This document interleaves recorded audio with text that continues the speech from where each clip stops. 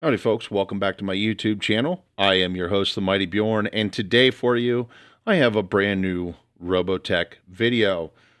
And let's take a look back in the time machine, if we will. It's the year of our Lord 2008.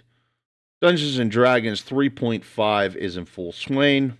This clown is about to leave office, and Robotech is about to make a comeback, and in a very big way. See, in 2006, Robotech The Shadow Chronicles was released. This was actually the first official sequel to the original Robotech series that was back done in the 1980s. 1985, if I remember correctly. And Palladium Books would get the continue the licensing for the Robotech role-playing game, and that's essentially what they did. In 2008, they released a new version of Robotech. This is the second edition to the original version, but how does it hold up?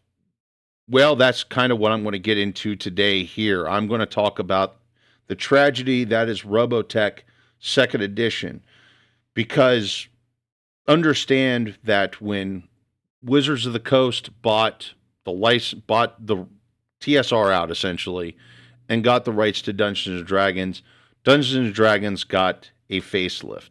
Star Wars got Star Wars D20. Once again, it got a facelift. And people were really hoping that Robotech, the role-playing game, was going to get a facelift. There was understand that the first edition here had come out in the 1980s, and essentially there was a lot of feedback, criticisms, and etc. about the original edition of Robotech. So people had high hopes when they heard that there was going to be a second edition of Robotech. Finally, after 20 years, actually I believe it was over 20 years, there would finally be a second edition of Robotech.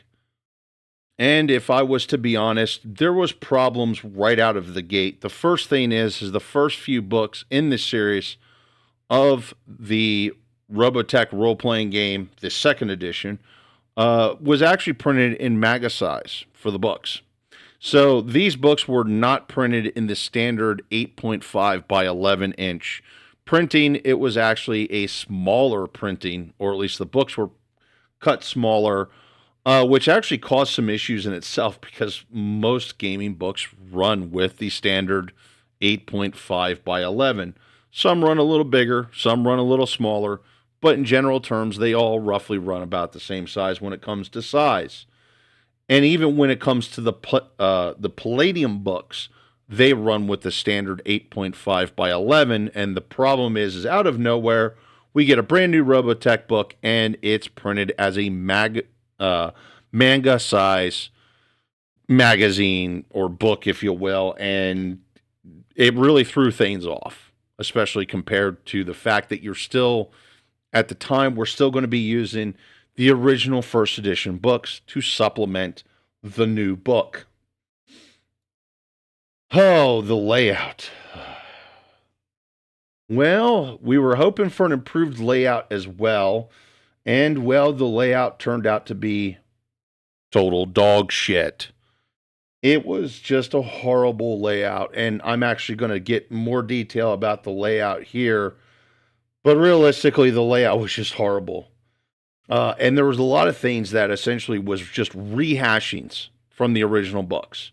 So it didn't really feel like you were getting a second edition. It felt like you were rebuying the first edition with some rules that the original Robotech book didn't have, but rules that the other supplement books had. So it just kind of felt like a rehashing at the end of the day, as more than likely you already had a lot of the rules from the other books if you had the other supplement books.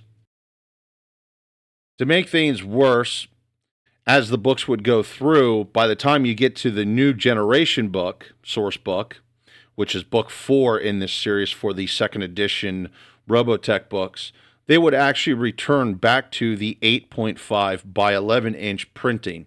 So if you have the first 3 books, they would be manga sized, which would be, and then they would go back to the standard size books that Palladium was notorious for. And essentially, it kind of really throws things off because suddenly you got two different books in the same series of books. Take that for what you will. For me, that would definitely cause a bit of a beef, especially because if I had my books on a shelf, it would throw things off on the bookshelf, if you will. Besides the fact, just storage concerns and things of that nature, it would just completely throw things off. The next thing to discuss here is essentially the rules and how the layout of the rules is. So I'm going to get into the layout of the rules itself. Now, most books, when you're going through, you might get like a short section that tells you about the general base rules of the game. And then normally you get into the character creation. So for me, I consider most books starting with character creation. And that's pretty much standard even for the Palladium books. A lot of those books would start with character creation. However, Robotech the Shadow Chronicles, or second edition Robotech, did actually not start with character creations. Now, with that being said, you would think, well, maybe it starts with actual rules then, right? Well, no, it didn't start with actual rules. What about skills? Well, it didn't start with skills. You'd be absolutely wrong. It actually started with the Invid. You're getting a full section and quite a few pages, if you will, of just the Invid. Now, of course, you could play devil's advocate and be like, well, that's the section you're going to use the most because of doing battles, right? But then it goes into the RDF section, it's REF, which would be the Robotech Expeditionary Force. And then, of course, then you finally start getting into other things. And this is kind of where the book starts to get worse. And it kind of makes you facepalm when you see the layout of the book. Because then you actually start rolling or start picking your OCCs. And mind you, you're picking OCCs in the book's layout. You're picking OCCs, which is essentially your character class. It's your occupation, if you will, before your rule stats, and even before you pick a race to play. Because you can even, with this book, you could also play as micronized Zentradi or full-size Zentradi. But the thing to understand, and this is why I'm griping about this, picking your OCC even before rolling your attribute skills, is because OCCs have required attribute stats. So you need certain stats, attributes, before you can even pick the class. So I have no idea why they decided to go with that kind of layout.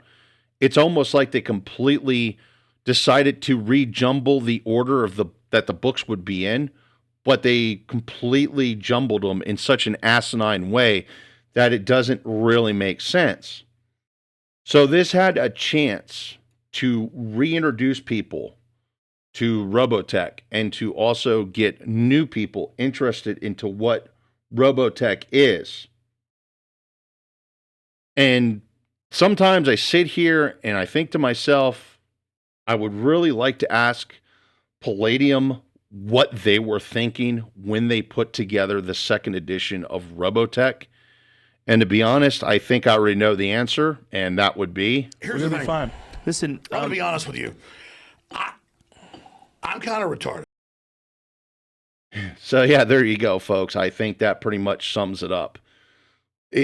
Honestly, Robotech second edition was just such a travesty. It is a travesty. It could have been so much more. They could have completely redesigned the game, gave it a whole new facelift, fixed a lot of the issues that's actually wrong with the older editions of the old edition of Robotech, and try and steer their game system into a new direction. And essentially, they completely botched it.